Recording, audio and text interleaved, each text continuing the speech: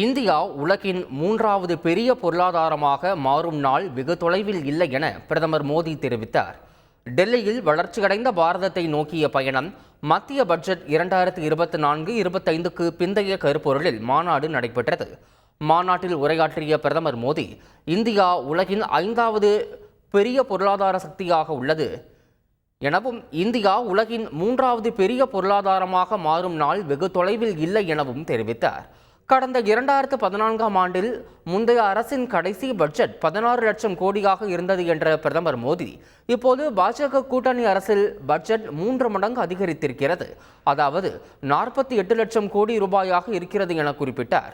2014ஆம் ஆண்டு பாஜக ஆட்சிக்கு வந்ததும் நெருக்கடியாலும் ஊழல்களாலும் தடம் புரண்ட பொருளாதாரத்தை மீட்பதே மிகப்பெரிய சவாலாக இருந்தது என்றவர், இந்தியாவை மீண்டும்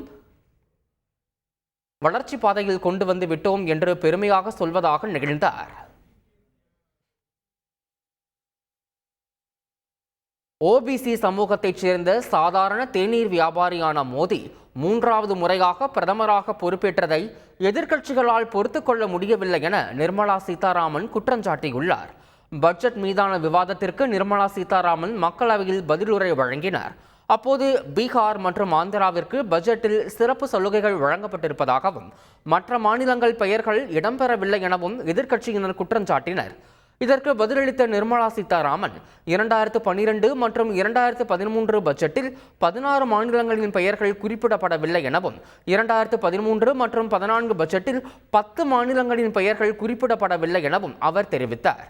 மேலும் காங்கிரஸ் கட்சியின் பட்ஜெட்டில் ஒவ்வொரு முறையும் பல மாநிலங்களின் பெயர்கள் குறிப்பிடப்படவில்லை என சுட்டிக்காட்டிய அவர், அப்படியென்றால் மற்ற மாநிலங்களுக்கு நிதி செல்லவில்லையா எனவும் கேள்வி எழுப்பினார்.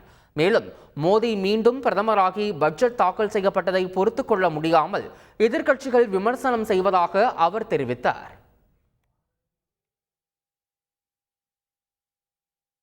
பட்ஜெட்டிற்கு முன்பு அல்வா தயாரிக்கும் நடைமுறை குறித்து ராகுல் காந்தி எழுப்பிய கேள்விக்கு மத்திய நிதியமைச்சர் நிர்மலா சீதாராமன் பதிலளித்துள்ளார்.